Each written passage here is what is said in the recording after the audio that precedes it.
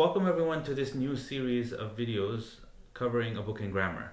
Okay, so the book we're covering is the al-Muqaddimatul Ajrumiyya, but not just the matan, which is barely like 15 pages. Like it's if you go look for the PDF, it's like 40 pages, but there's a lot of white space. So if you reduce it down, so it's maybe like 15 to 20 pages, and it was written for an Arab audience, like people that actually already knew Arabic and they would just wanted to perfect their grammar. So for people here in the Western world, or people that are English speakers primarily, it's a little confusing.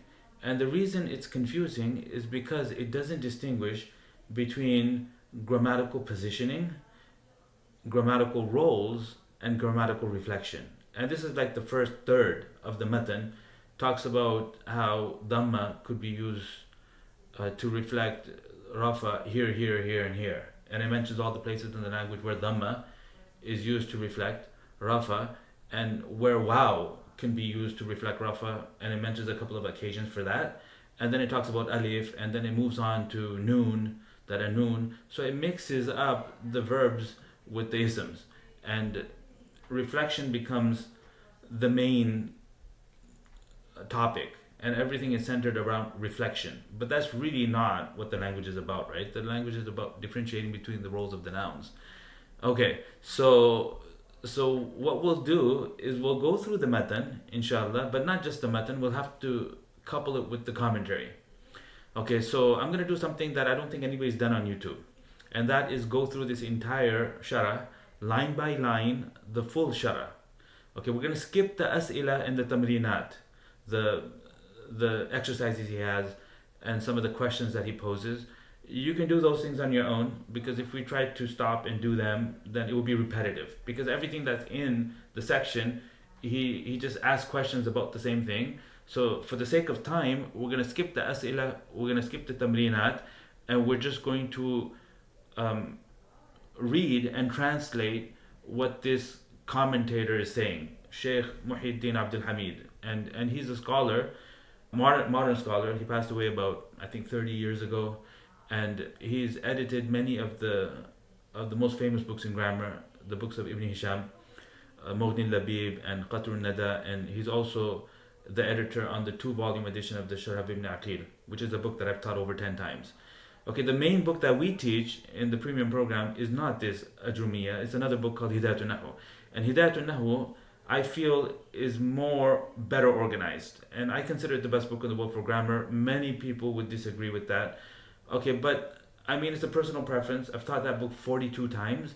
So what we'll do in this first session is we'll give you the definition of grammar, as mentioned in the Hidayat al-Nahw book. Okay, because in the matan of Ajrumiyya, he doesn't even dive into the definition of grammar, like what is grammar.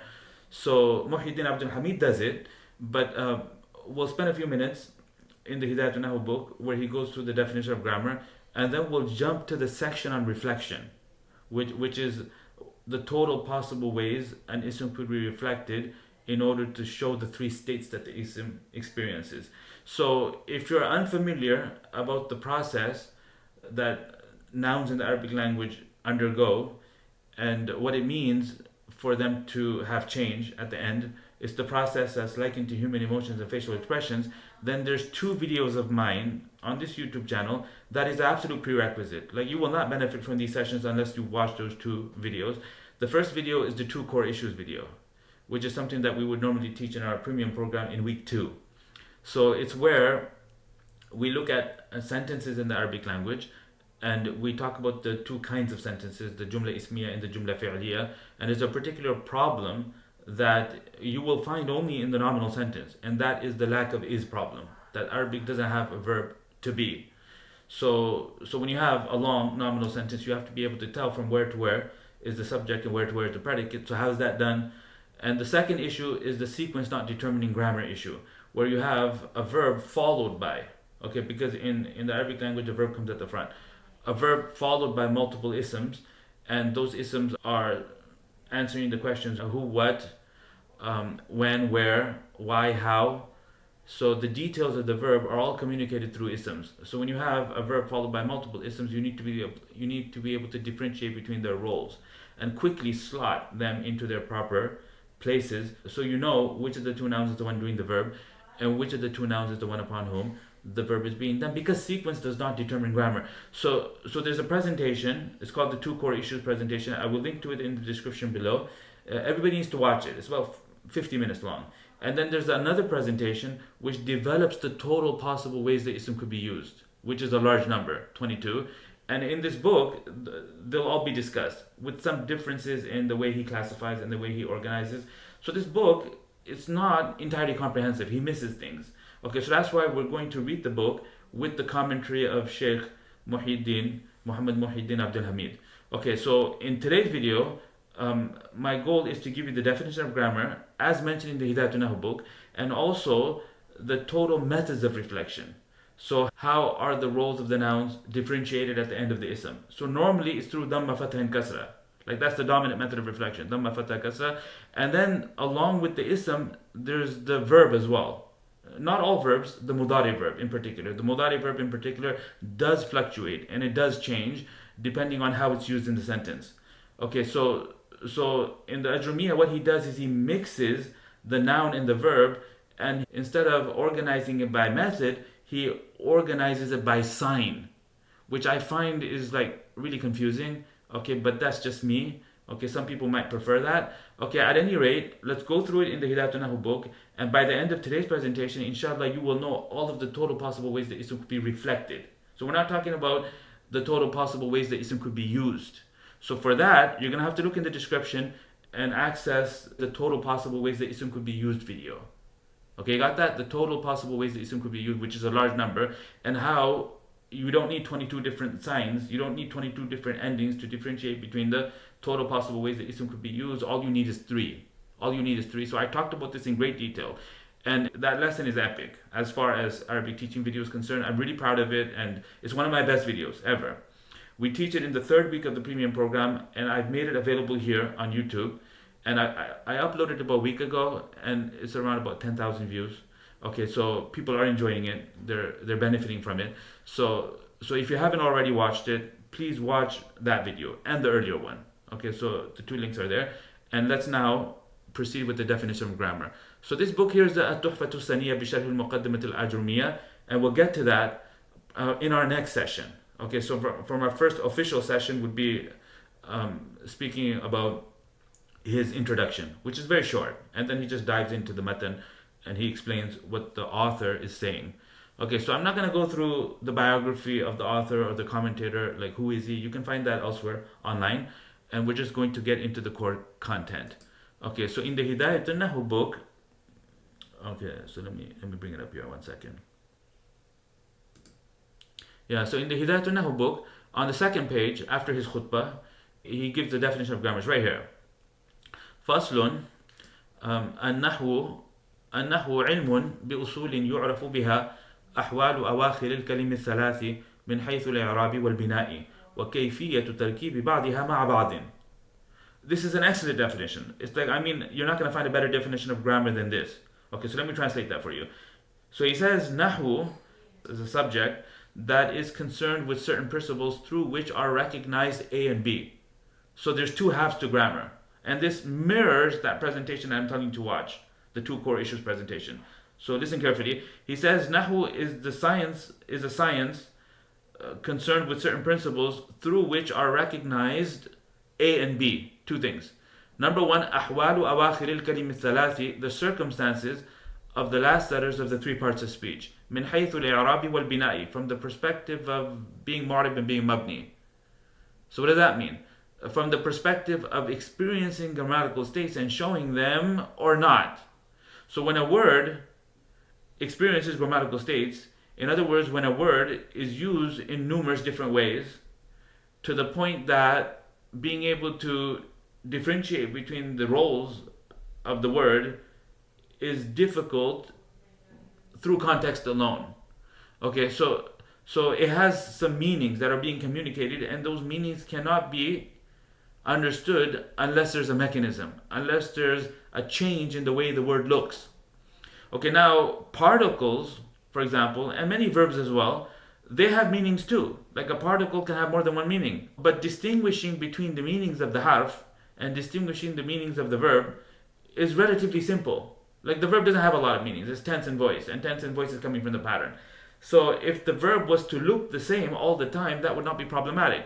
And if a harf was to look the same all the time, that would not be problematic. Like for example, the word min is a particle. It's a harf. It means from, generally. It indicates origin. And min can also indicate some, a portion. So like I can use it in a sentence. Safartu min al-Basrati ila al-Kufati. I traveled from Basra to Kufa.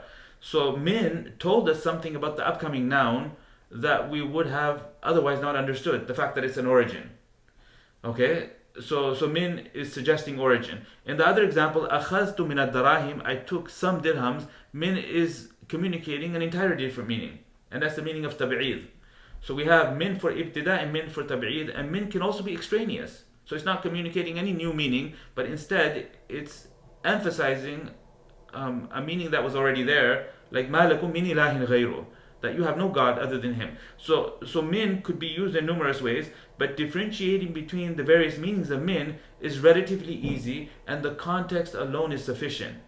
Okay, now from the three parts of speech, there are some parts of speech, like the noun in particular, the ism, which is extremely broad, because ism doesn't include just nouns. It also includes adjectives and adverbs.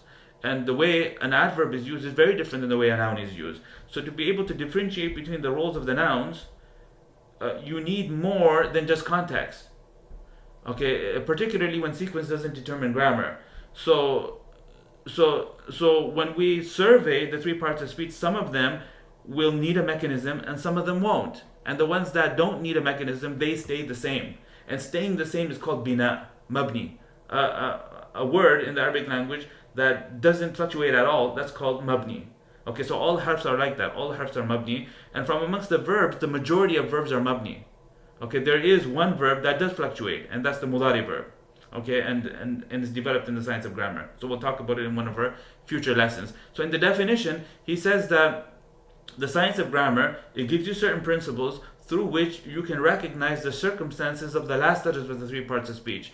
In other words, is it a fixed last letter or is it a fluctuating last letter? So if it's fixed, is it fixed because it doesn't need a mechanism? We call that true mabni. Or is it fixed because it needed it, but for one reason or another, it just became fixed? Like pronouns. Like hadihi, for example, can be used in numerous different ways. Hadihi, the demonstrative pronoun hadi means this when referring to something feminine, or hada when referring to something masculine. So these pronouns, whether they're personal pronouns or whether they're demonstrative pronouns or whatever kind of pronoun, they don't fluctuate. They look the same. So hadihi has a kasra, but that kasra has a fixed kasra. So when hadihi is the subject of a verb, we say hadihi. When hadihi is the object of a verb, you still say hadihi. When hadihi is coming after a preposition, you still say hadihi. So the kasra that's at the end of hadihi is not significant. In other words, it's not. So if someone was unaware of the mabni nature of hadihi, it would lead to confusion. Can you see that? Because they would assign to the kasra on hadihi grammatical significance that's not there. So the student needs to know which of the words are changing and which of the words have fixed ending, because every word's going to have an ending. Every word's going to have an ending. So you need to know whether that ending is grammatically significant or not. So if it's not, that's called mabni. So the word, the particular word, I'm going broad, like the parts of speech. The particular word that's in front of you will either not be changing or it will be changing. If it's not changing, then it's because it doesn't need a change, like the min example I gave you. Or it needed it, but for one reason or another, it ended up becoming fixed. The Arab people don't change it. So they don't change it. And it's not because of a pronunciation issue. They're not changing it. Okay, so to know that about the three parts of speech is important. That's the circumstance. Now, if it is changing, then what's inducing the change? Why is it changing? Is it changing because it's a subject? Is it changing because it's a deputy doer? In the case of the passive verb, is it changing because it's the ism of kana or the khabar of inna? Or is it because it's mubtada? Or is it because of its hal?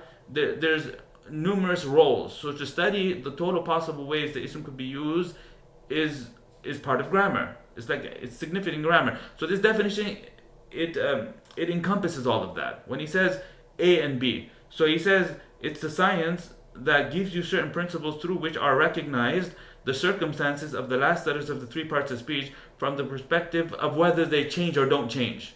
من حيث الإعراب والبناء, from the perspective of being معرب and not being معرب, being معرب or being مبني. وكيفية تركيب بعضها مع بعض, and the second half of grammar, the B, is the sanctioned methods of joining words together, particularly phrase level relationships. And we talked about this in the two core issues video. We said that when sentences become long, and you need to be able to take the words and understand the relationships that are occurring between them. So Arabic has an inventory, about 12 to 16 ways in which words can combine together and function as a single unit. So when they combine together and function as a single unit, we call that a murakkab ghair mufid, or we call that a phrase. Okay, so what are they? What are the phrases in the language? So these are discussed in the books of grammar. Is that okay? So this is it. You understand the total possible ways that ism could be used, and also the mudari verb, because the mudari verb has some grammar as well. So the grammar of the verb is relatively less compared to the grammar of the ism. So the grammar of the ism in the book, for example, he might drag it on for like 30 pages in a 132 page book. 40 of those pages would be detailing the total possible ways that ism could be used. And as for the mudari verb, its grammar can be discussed on one page. Okay, you see that? 40 pages versus one page. Okay, so the mudari, so what he does in the Ajrumiyya is he combines the two together and he discusses them as if there's no distinction. But it's completely different, because when an ism is in rafa, it means that it's being used in one of those 8 possible ways that ism could be used that are all reflected with a single reflection, and that's dhamma, normally. That's what it means for an ism to be in rafa. For a mudari verb to be in rafa, it means that yaf'alu, taf'alu, af'alu, there's no lan or there's no lam. There's no nasab giving agent, there's no... So it means something different. Okay, does that make sense? So the total possible ways the ism could be used is 22, the reflections are 3. The total possible ways the mudari verb could be used is 3 and the reflections are 3. Okay, so there's 3 possible ways and the reflections are 3. And they are, in the case of the ism is rafa, nasab and jar. And in the case of the mudari verb is rafa, nasab and jazm. But the rafa of the ism and the rafa of the mudari verb is completely different. It's just the word is the same word. They use the same word and the reflection is the same reflection. Generally, like a dhamma. And so this is what grammar is all about. So I just gave you some idea of what grammar is all about. To recognize this, to understand this, to appreciate this. So there's a process, there's grammatical states. So what are states? The states are the broad categories under which are numerous roles. So we have grammatical positioning, grammatical states, and then we have grammatical roles, and then we have grammatical reflection. So in the Ajrumiyya book, he dives into the reflection, talks about that first. So what we would do is we would delay the discussion on the reflection, because the dominant reflection is dhamma, fatha, kasra anyways. In the vast majority of isms, they're reflected with dhamma, fatha and kasra, and then there's other ways that isms could be reflected, and those details can be delayed until later. Okay, so since he does talk about them first, what we'll do is through the Hidayat al-Nahu book, we'll go through the methods of reflection, not the... Okay, again, make sure you understand this point, that there's a discussion on the total possible ways an ism could be used. Total possible ways an ism could be used. And then there's the total possible ways an ism could be reflected. 2 separate topics. Okay, you got that? If you get nothing from this video and you got this, you understood this distinction, it is huge. Okay, total possible ways an ism could be used. So if you want that, go into the video in the description, total possible ways an ism could be used, and watch that video. Okay, it's incredibly important. You watch that video, and then all of these things will come in the book as well. So we're studying it informally, like the way I did it in that previous presentation, and then everything that was taught there will come again in much greater detail when we do the book. Okay, so we're not doing the Hidayat al-Nahu book. I just pulled it up here because the definition he gives here, 2-line definition, it's superior definition. Like, I mean, it has the 2 halves of what grammar is all about.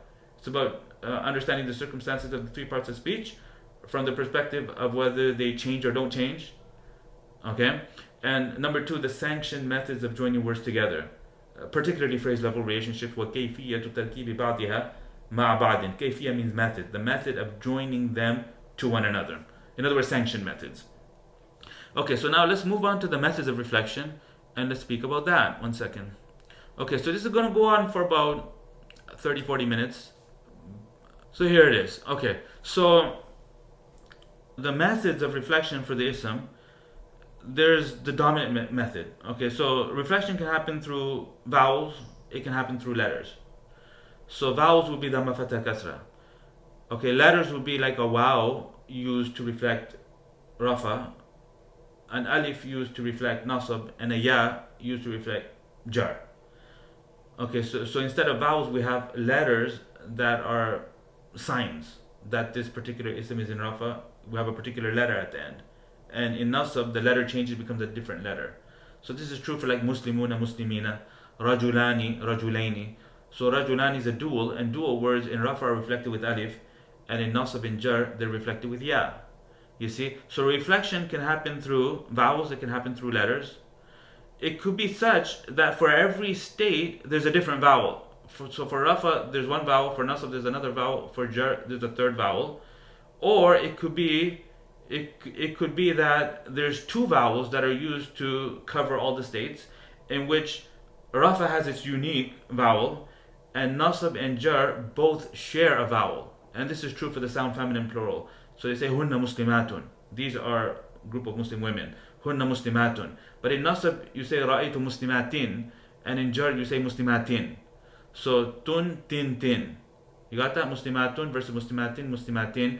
And then there's an instance where rafa has its unique vowel, and nasab and jar share a fatha, and that happens in change restricted words, and it's a little like I gave her book, like in English pronouns. I gave her book. So in that example, I used the word her twice, but one of those hers is in nasab. I gave her. In other words, she's the object of the giving, and then her book is part of the possessive structure. So if it was a masculine pronoun, it would be distinct. It would be I gave him his book. So him, his unique form to represent the different ways that pronoun is being used. But in the feminine, they recycle and they repurpose and they use the same one twice, right? So in Arabic, this happens in the case of the sound feminine plural, where there's a bit of recycling, and it also happens in change restricted words, where there's a bit of recycling. Now that's vowels, and reflection can also happen through letters. So there's a unique letter for every three of the states. There's a unique letter, and it could also be the case that there's two letters that cover the three states. That rafa has its own unique letter, and the nasab and jar share a particular ending. And this happens in the sound masculine plural. It happens in the dual, and then so bottom line is that the methods of reflection are 9. There's 9 total possible ways an ism could be reflected. I'm not talking about how it could be used, because that number is 22. The total possible ways an ism could be reflected is 9. But the isms that experience this 9 are actually 16. You see that? So we got two numbers. We have like methods, and the reason it's 9 is because either through vowels or through letters, with a unique vowel or a unique letter to represent every one of those states, or a bit of recycling. Right? And then if it's letters, then the same deal there. It can have a unique letter, or it could involve a bit of recycling. And then we have assumption-based methods, where you actually don't pronounce it, but you understand, you assume it, and you infer it. And that would occur if an ism ends in an alif. If an ism ends in an alif, then we call that maqsoor, the al-ism al-maqsoor, and it will be like al-asa, al-asa, al-asa. هذا عصا رأيت عصا ومررت بعصا. This is a rod, a staff. I saw a staff. I passed by a staff. هذا عصا, or Musa, like جاءني موسى رأيت موسى مررت بموسى.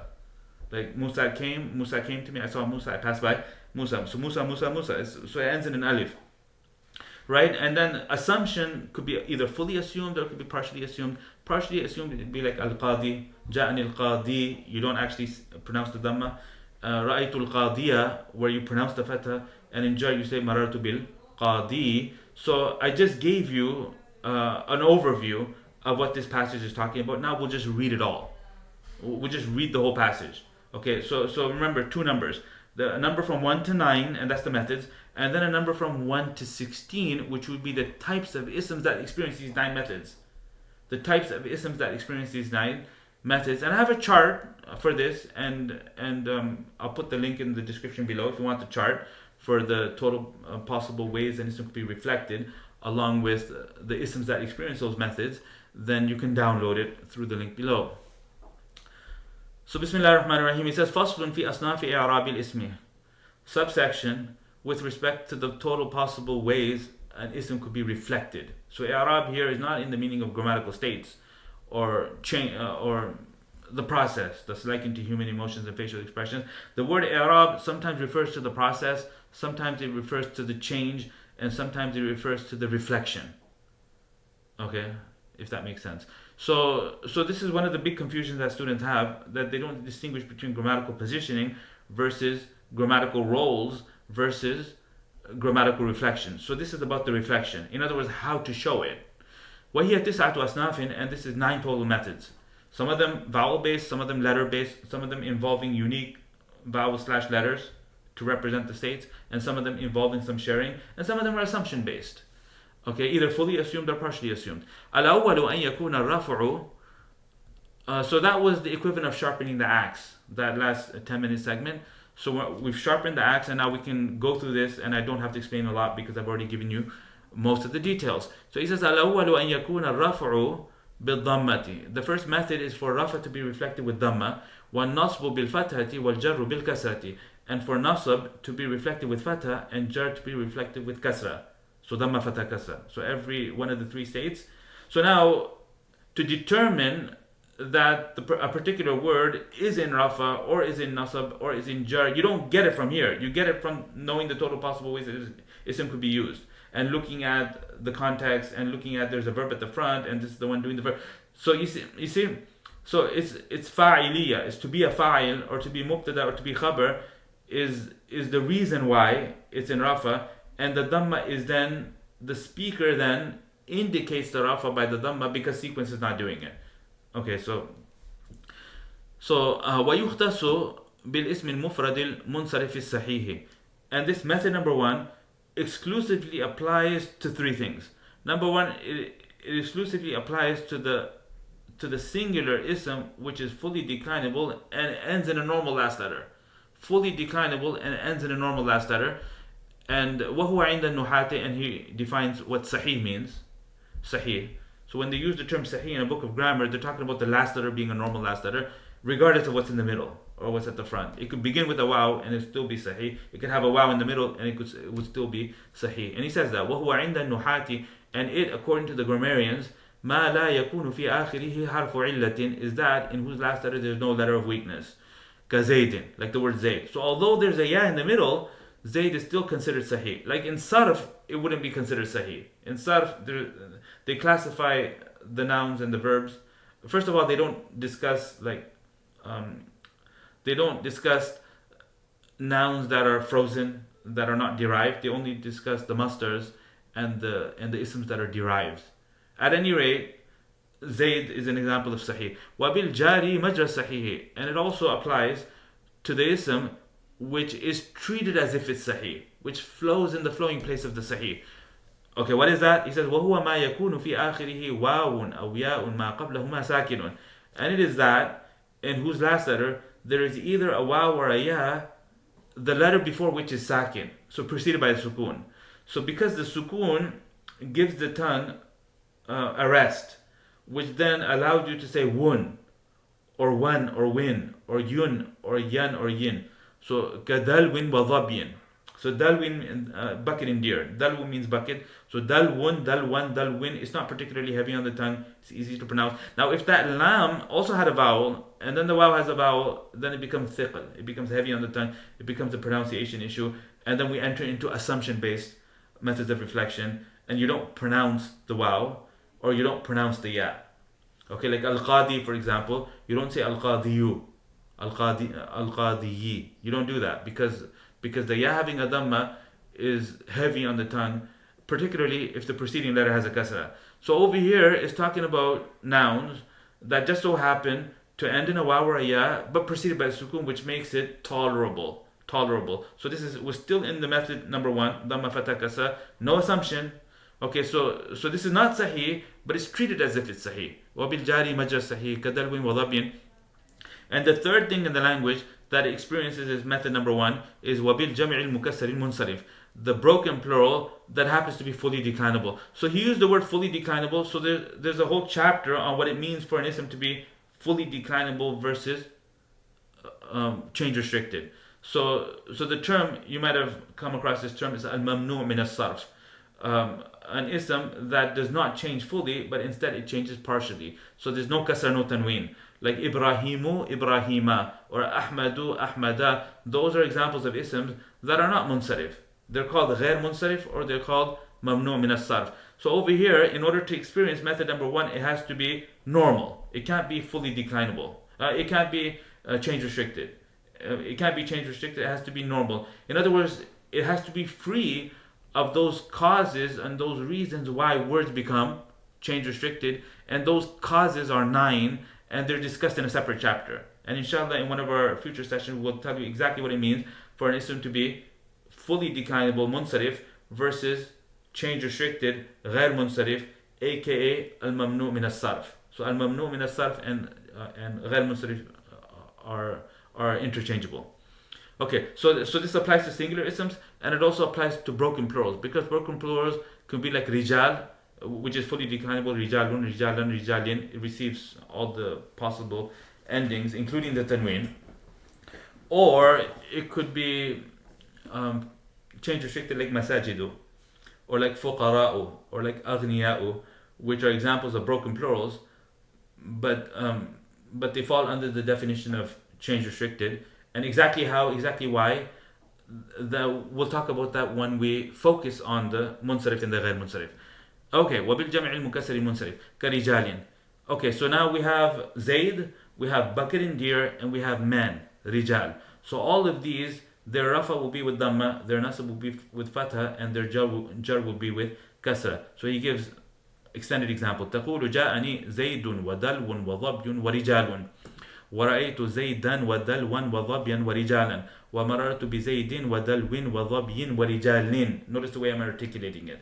So جاءني زيد, that's the rafa example, because it's occurring as a subject of ja'a. Now it doesn't make sense because a bucket can't come. Okay, like Zayd, a bucket, a deer, and some men came to me. I saw Zayd, a bucket, a deer, and some men. I passed by Zayd, a bucket, a deer, and some men. You see, the translation is not relevant. The relevant here is to see what's happening, the agent. So he just puts a random agent there, like ja'a, to show fa'iliyya. And over here he's showing maf'uliyya, and over here he's showing following a preposition, because following a preposition is one of the two places in the language where an ism would be in the state of jar. So that's method number one. Okay, so we spend a little more time on method number one. The remaining methods we don't have to spend that much time on. And then he moves on, athani, the second method. Okay, again, we're still in the vowels, but this time it's not a unique vowel for every state. It's a bit of sharing. It's a bit of recycling. He says, أن يكون الرفع بالضمة. The second method of reflection is for rafa to be reflected with dhamma, والنصب والجر بالكسرة, and both nasab and jar to be reflected with kasra, ويختص بجمع المؤنث السالم. And this method exclusively applies to the sound feminine plural, كمسلمات, like the word مسلمات.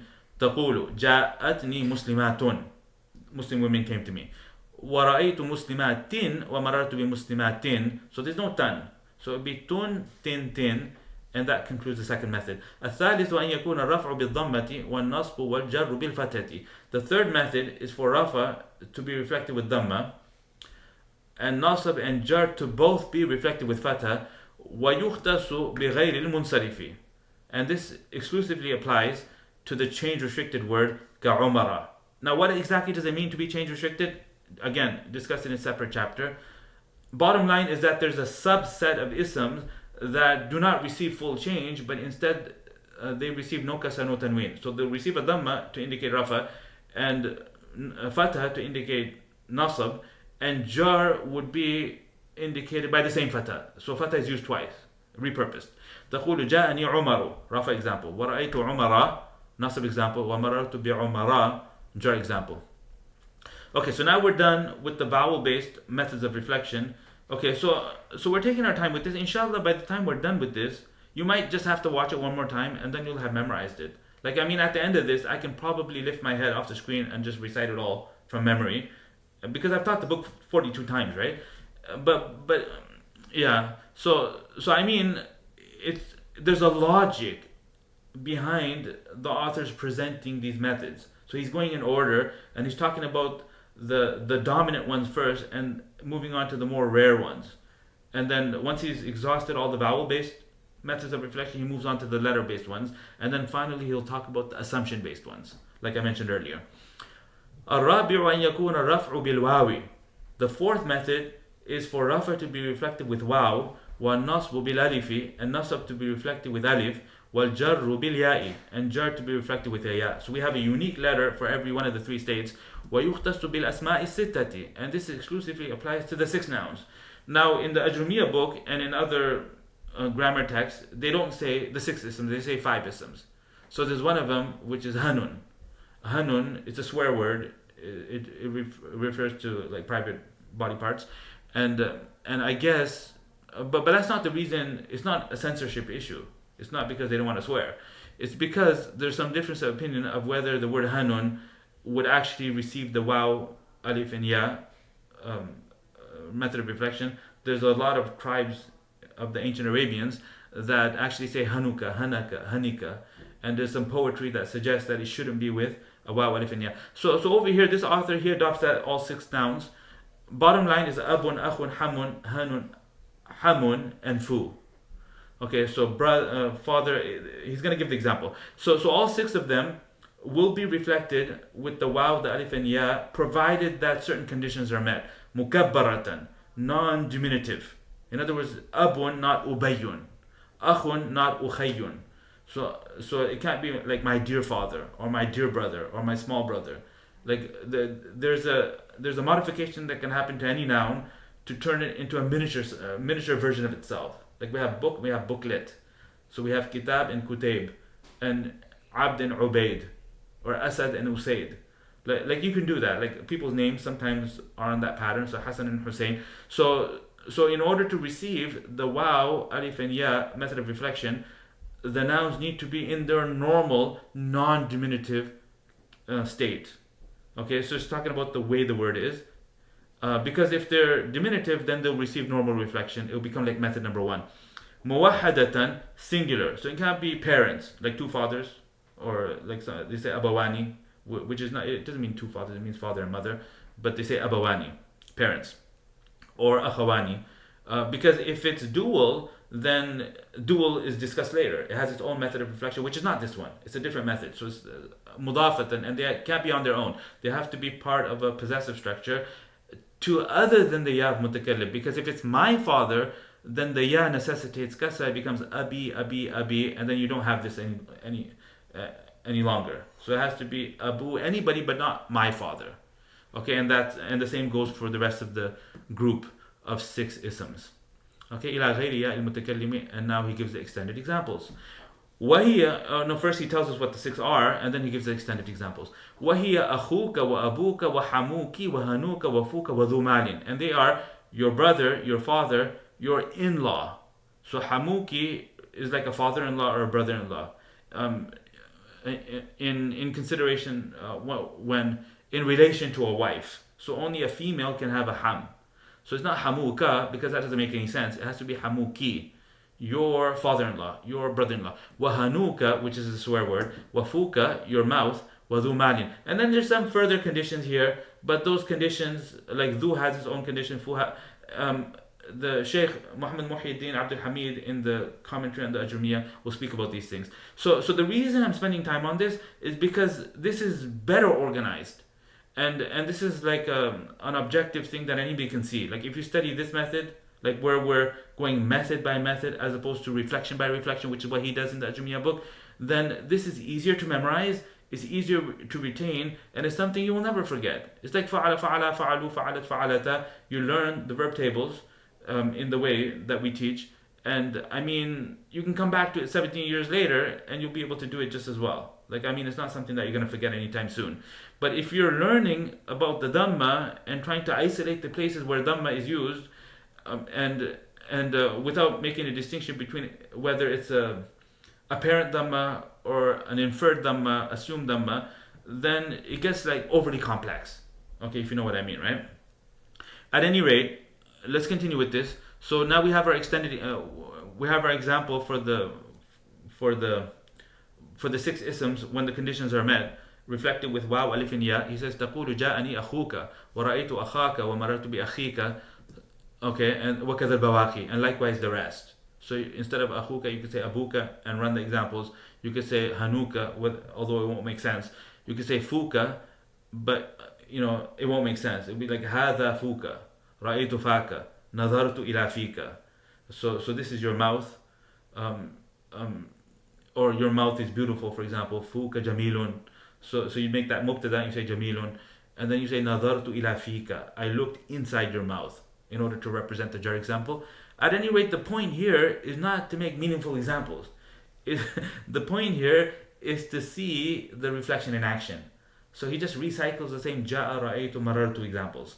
Okay, which is good. It's like algebra. In algebra, it's like X and Y. They make it formal. They abstract. It's still a bit of abstraction going on here. الخامس أن يكون الرفع بالألف والنصب والجر بالياء. Okay. So this again is something in the Ajrumiyya book. What he does is that he takes ya, and he doesn't make the distinction between ya preceded by a fatha versus ya preceded by a kasra. So in the dual, it's ya preceded by a fatha, rajulaini, and in the masculine plural, it's ya preceded by a kasra, muslimina. So those things, he's suppressing them. It's not that he doesn't know. The scholar, mashallah, he's like a high-level grammarian, so he's not going to make a mistake. But the point is that the student can get confused. Okay, so over here in the Hidayat al-Nahu book, he clarifies it straight up. And he says, here's a method, it involves a ya, but it's not the same ya that's in the next method. And there's some recycling, so it's the same ending that's used to reflect both nasab and jar. So the earlier, method number 4, was a unique letter for each of the 3 states. And in method number 5, we have a letter for rafa, and we have a shared letter for nasab and jar, and method 6 is the same deal. Okay, now we have the dual, which the technical dual, like rajulani, and then we have words that appear as if they're dual, but they're not really dual, like the word two. Ithnani, ithnani has the alif in the noon, but in order to be a dual, it has to involve a suffix that's removable. So rajulani, you can take away the alif and noon and you're left with something real, something that does exist and could be used, and that's the word rajul. So rajul means man, rajulani means 2 men. And but ithnani, if you were to take away the alif and the noon, you're left with ithnun, and there's no such thing. It doesn't exist. So the word is built as if it's dual. It looks like a dual, but it's not. So we call it mulhaq bil muthanna. So we have the muthanna and we have the mulhaq bil muthanna, and the mulhaq bil muthanna is like ithnani, ithnatani, and also the word kila, which means both, but provided that the word kila is mudaf to a pronoun. So kilahuma, kilayhima. Okay, so he talks about that. Okay, so if you go method wise, 1, 2, 3, 4, 5. So this 5th one is the one that's exclusive to the dual. But if you go the ism, if you're counting the ism, because remember we have 2 numbers. We have the number 1 to 9, and then we have another number, which is the types of isms. And the types of isms that experience these 9 methods are actually 16.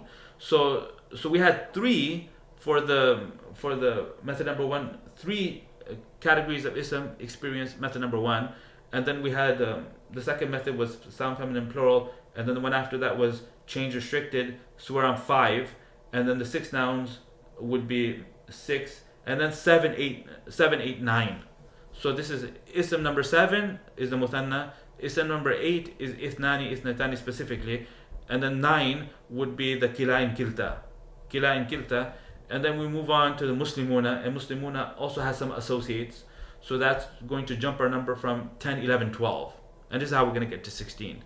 Okay, so al-khamisu, okay, you can just focus on the method and don't worry about the ism number, okay, and then just reference a chart that I'll give you, and it will lay out the methods in one column and the types of isms that experience those methods in a separate column. So al-khamisu an yakuna ar-raf'u bil-alif wal-nasb wal-jarr bil-ya' al-maftuh ma qablaha. The fifth method is for rafa to be reflected with alif, and nasab and jar to both be reflected with a particular kind of ya. A ya that before which is maftuh. In other words, a ya preceded by a fatha. وَيُخْتَصُ بِالْمُثَنَّى, and it exclusively applies to the dual, the technical dual like rajulani. وَكِلَا وَكِلْتَى, and it also applies to kila and kilta مُضَافَيْنِ إِلَى ضَمِير, provided that kila and kilta are mudaf to a pronoun. Because if they're mudaf to a noun, then the reflection would be alif in all three states. Kila al-kitabain, kila al-kitabain, kila al-kitabain, versus kilahuma, kilayhima. So it has to be kilahuma or kiltahuma. So like for example, Zainab and Fatima came to me, kiltahuma. So you emphasize it by saying Zainab and Fatima, both of them came to me. I saw Zainab and Fatima, both of them. I passed by Zainab and Fatima, both of them. And just the number two, which could be used in a sentence, like two anything, two objects, two masculine objects, two feminine objects, two men or two women. So it's used for emphasis, like you mentioned too, and then you say isnani. At any rate, the point here is not to teach you how to use these words in actual conversation and when they'd be used. Bottom line is that these words, if they're ever used, okay, this is how you, like isnani, isnatani, like since the noun could be modified to mean two anyways, so the word two, the number two, you'd probably ask the question like, why do we even have it? The answer is to add it on. Like, you know, the word single in English, you say I have a book, so it means one book. I have a single book. So when you add the word single, you're emphasizing the fact that it's just one. So you can say عندي كتاب واحد, but you don't necessarily have to say كتاب واحد. You can just say عندي كتاب, and it already means one. So the word واحد is added at the end as a ta'kid. So the word ithnani could be added at the end of a word for ta'kid as well. Okay, so it's a method of doing ta'kid of the dual in particular. تقول جاءني الرجلان كلاهما واثنان واثنتان ورأيت الرجلين كليهما واثنين واثنتين ومررت بالرجلين كليهما واثنين واثنتين. So in the other edition of the book he says واثنان واثنتان, and like over here the editor he edits the book and he makes it different than the original, but that's fine, not a big deal. So جاءني الرجلان كلاهما, you can clearly see the alif in رجلان, you can see the alif in كلاهما, and you can see the alif in إثنان. ورأيت الرجلين كليهما واثنين ومررت بالرجلين كليهما واثنين. Moving on to the sixth method, and ism wise we're on number 10, the 10th ism, which is the sound masculine plural, and then the numbers, the multiples of 10, عشرون until تسعون, which are not plurals, but they look like muslimuna. So they have the wow ending that the muslimuna has. And then there's ulu, the word ulu, which is the plural of dhu. So technically it's not a sound masculine plural, because in order for it to be sound masculine plural, the pattern of the singular needs to be intact, and ulu singular is actually a different word altogether. It's the word dhu. Dhu means possessor, and ulu means those who possess. So السادس أن يكون الرفع بالواو المضموم ما قبلها. The sixth method is for rafa to be with a particular kind of waw, the waw that before which is madmum, in other words waw preceded by dhamma. والنصب والجر بالياء المكسور ما قبلها, and nasab and jar to both be reflected through a ya, that before which is maksur. ويختص بجمع المذكر السالم, and it exclusively applies to the sound masculine plural, نحو مسلمون, and it also applies to ulu, and it also applies to وعشرون مع أخواتها, the number 20 along with all of its sisters, in other words the multiples of 10 until 90, all of them, ثلاثون أربعون خمسون, etc. So they're not جمع المذكر السالم, but they look like جمع المذكر السالم. So they're ملحق بجمع المذكر السالم, they're associated, they're grouped together with the sound masculine plural. تقول جاءني مسلمون وعشرون رجلا وأولو مال. So the Muslim men and 20 other men and possessors of wealth, they all came to me. So in the original book it says جاءني مسلمون وعشرون وأولو مال ورأيت مسلمين وعشرين وأولي مال ومررت بمسلمين وعشرين وأولي مال. And the editor thought it would be a good idea to add the word rajulan and make an improvement to something that the author intentionally left out. So it really it vexes me why people do that. Like, if you're going to edit the book, improve it, but don't change it. Okay? Like, I mean, don't change it, right? There's something there in the original that should be preserved. And these people that edit the book, they're not necessarily scholars. Like, I mean, at any rate, okay. Okay, so that's the, yeah, so that's why I prefer the other edition of the book, which is the handwritten version. And people have a problem with that, and they say I'm archaic, or I'm stuck in the past, or I'm stubborn. The thing is, like, you know, these small things, they might not bother you, but like, I don't like when someone takes someone else's work and modifies it and edits it without their permission. I just think it's wrong. Is that okay? So comment, let me know in the video what you think about that, what your philosophy is on that. Okay, so now we're done with the sixth method, I think it was. Sixth, as-sadisu. So 3 to go, because the total are 9. So before moving on to methods 7, 8, and 9, he gives us a little footnote. He says, وَعْلَمْ أَنَّ نُونَ التَّثْنِيَةِ مَكْسُورَةٌ أَبَدًا. Know that the noon of duality is always maksur. رَجُلَانِ رَجُلَيْنِ. So it's got nothing to do with the state. The state is being reflected by the alif and the ya, and the noon is there as a tanween would be there in the case of a singular. So rajulun, rajulan, rajulin, and over here we have rajulani, rajulaini, and that noon would drop if the noun was to become mudaf. And he talks about that. He says, وَعْلَمْ أَنَّ نُونَ التَّثْنِيَةِ مَكْسُورَةٌ أَبَدًا وَنُونَ جَمْعِ السَّلَامَةِ مَفْتُوحَةٌ أَبَدًا. Know that the noon of duality will always have a kasra, and the noon of masculine plurality will always have a fatha. وَهُمَا يَسْقُطَانِ عِنْدَ الْإِضَافَةِ. And the two of them will both be omitted, drop, عند الإضافة, at the time of becoming mudaf. تقول, you would say, جاءني غلاما زيد. Zayd's 2 servants came to me. ومسلمو مصر. And the Muslims of Egypt came to me. Like that. Continuing, السابع أن يكون الرفع. Okay, now we're dealing with assumption-based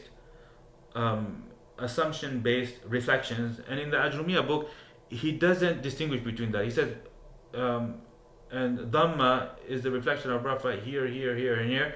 And he doesn't put the additional condition of being munsarif or ending in a normal last letter. And we'll see more of this, inshallah. And I'll remind you, okay, when we start the book in our next session, inshallah.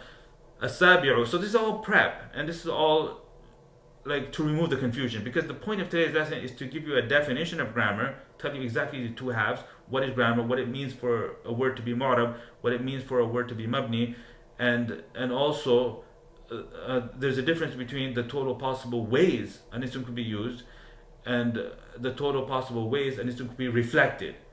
And 80-20 wise, the first discussion is significantly more important. In other words, it's more important for a student to master the total possible ways an ism could be used than to understand these things here. So these things, they're important because you don't want to make mistakes. Like, you don't want to say muslimatan, for example, that would be an error. You don't want to say Ahmadi or Ahmadin, because Ahmad is Ahmadu, Ahmada. And you see, so we call this discussion number 3. Like in the premium program, we delay, we don't talk about reflection at all until the students have mastered the total possible ways that it could be used. And we've done a bunch of reading from the Stories of the Prophets book. So if you like this method, and if you like the way I teach and the way I introduce, you might want to consider signing up for the premium program. So I'll have a link for that too in the description, and you can check it out. And if it makes sense to you, then by all means, you can sign up for the premium program. Okay, so but this Ajrumiyya series of videos does not rely on you signing up for the program. Inshallah, the plan is to make it all freely available on YouTube. And I'm going to try to do it in a way that's not just better than everything else out there, but significantly better. Okay, because my plan is to go through the Sheikh Muhammad Muhyiddin Abdul Hamid's commentary line by line, the entire book, skipping the as'ila and the tamrinat, like I mentioned earlier. Okay, get back to this. السابع أن يكون الرفع بتقدير الضمة والنصب بتقدير الفتحة والجر بتقدير الكسرة. The 7th method is for rafa to be reflected with the assumption of a dhamma, nasab to be reflected with the assumption of a fatha, and jar to be reflected with the assumption of a kasra. ويختص بالمقصور. And this method exclusively applies to one type of ism in the language, and that would be any ism that ends in alif maqsura. It's called al-maqsur, and he defines it. وَهُوَ مَا فِي آخِرِهِ أَلِفٌ مَقْصُورَةٌ. And it would be any ism in whose last letter there is a final alif, not followed by a hamza. أَلِفٌ مَقْصُورَةٌ كَعَصَنْ, like the word asan. وَبِالْمُضَافِ إِلَى يَاءِ الْمُتَكَلِّمِ. And this method also applies to any ism that's mudaf to the ya of first person, غَيْرَ جَمْعِ الْمُذَكَّرِ السَّالِمِ, other than the sound masculine plural. So my servant, my daughter, my father, my anything, but not my Muslims. Okay, because if it's my Muslims, then it's going to be discussed later. Okay, it will be one of the more obscure methods of reflection, which is the 9th one. So 7th one is not obscure. This one is like worth knowing, that any ism that ends in an alif, like Layla, or Bushra, or Musa, or like Asa, which is the example he gives here, and any ism that's mudaf to the ya first person other than the sound masculine plural, like Ghulami, this will all be fully assumed. So تقول جاءني العصا وغلامي. So visibly, when you compare to the second and third, it's identical. جاءني العصا وغلامي ورأيت العصا وغلامي ومررت بالعصا وغلامي. But it's not mabni. Okay, because mabni is when a thing is fixed, not because of a pronunciation issue. So over here, the fixing is happening because of a pronunciation issue. The pronouncing of the dhamma on the al-asa and gulami is problematic. It's like, it's not possible. It's not possible because alif doesn't accept vowels. Because if you put a vowel on an alif, it becomes a hamza. It's no longer an alif. And in the case of the gulami, the ya necessitates kasra, so the meme, the mahal is occupied. The meme is occupied with the kasra that the ya necessitated, which then prevents you from any other vowel. جاءني العصا وغلامي ورأيت العصا وغلامي ومررت بالعصا وغلامي. So that's what it means for a noun to be reflected with fully assumed vowels. Fully assumed vowels. So number 8, الثامن is partly assumed, and this would be al-qadi.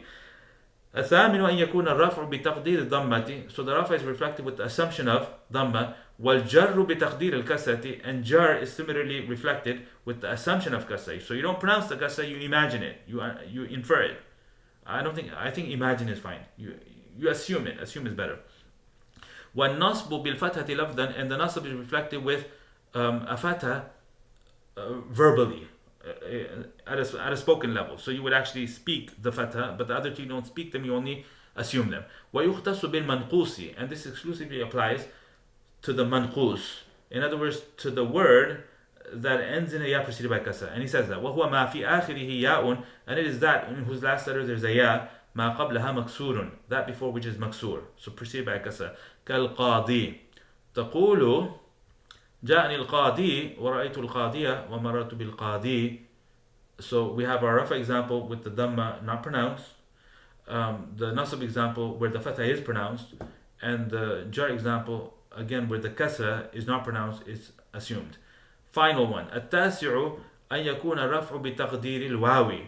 التاسع أن يكون الرفع, the 9th method is for rafa to be with the assumption of a waw, والنصب والجر, and nasab and jar to be both be with a ya at the spoken level, and it exclusively applies to the sound masculine plural مضافا إلى ياء المتكلم, while mudaf to the ya of first person تقول, you will say جاءني مسلمية. So that should have been مسلموية, because without the ya is muslimuna. Now when you take the muslimuna and you make it mudaf, the noon drops, because that's part of idafa, the noon has to drop, and now we have a waw and a ya gathered together, so a sarf rule kicks in. And it's like the marmiyun rule, wherever you have a waw and a ya gathered together, the first of them is sakin, then the waw needs to change to a ya, so now you have two yas, and those two yas will assimilate, and the preceding dhamma will change to a kasra. He says this, تقديره مسلمويا, the assumption of that is مسلمويا. اجتمعت الواو والياء, so he's describing the scenario, which then triggers the ta'lil, the change. اجتمعت الواو والياء, واو and ya gathered together, في كلمة واحدة, in a single word. والأولى منهما ساكنة, and the first of them is sakin. فقلبت الواو ياء, so therefore the waw was changed to a ya, so now we have two yas. وأدغمت الياء في الياء, and the first ya assimilated into the second ya, so it's now written with a shadda. وأبدلت الضمة بالكسرة. And finally, the preceding dhamma was changed to a kasra لمناسبة الياء, because of the ya necessitating it, in order to be appropriate to the ya. فصار مسلمية, so it became مسلمية, and the other two are already مسلمية, so now they look identical, but they're not, because the first one was مسلموية becoming مسلمية, and the third and the nasab and jar one are both مسلمية, because that's the way they're supposed to be when you remove the noon. ورأيت مسلمية ومررت بمسلمية. So I apologize if you found that a little quick or a little fast. I mean, this entire series of videos is not for extreme beginners, and if you had any trouble with this, or if you want to continue with these, you're free to watch it. Like, if you enjoy the way I present, for entertainment, if you find entertainment in this, then you're free. But I would focus more on the videos that I'm linking to in the description. Okay, the 2 core issues video, and also the total possible ways that Ism could be used video, and then do a bunch of reading, like the Qasas book, the Stories of the Prophets book. So all of this in the premium program, we will not even touch it until the students are 6 months in. Okay, so if you want to follow us with this series, then you should be at a level where, if you're like a madrasa student, we're talking like deep second year student. Like, if you're doing the Medina books, then just the first Medina book would not qualify you for this. Like, you're gonna need more. So maybe if you're on the 3rd Medina book, or if you've studied the Matan of Ajrumiyya elsewhere and felt that you were a bit lost, or you're not entirely confident, then this series will definitely help you. And if you're one of my students in the premium program, if you signed up for the program maybe recently or maybe in the past, and you're at a level where you've done the Hidayat al-Nahu book, and this stuff is all review for you, then it would be a good idea to follow us in this series. And I pray to Allah subhanahu wa ta'ala that this becomes beneficial for everybody who watches it. Okay, so post in the comments, like and subscribe, let us know what you thought, and we'll see you in the next video. Assalamu alaikum wa rahmatullahi wa barakatuh.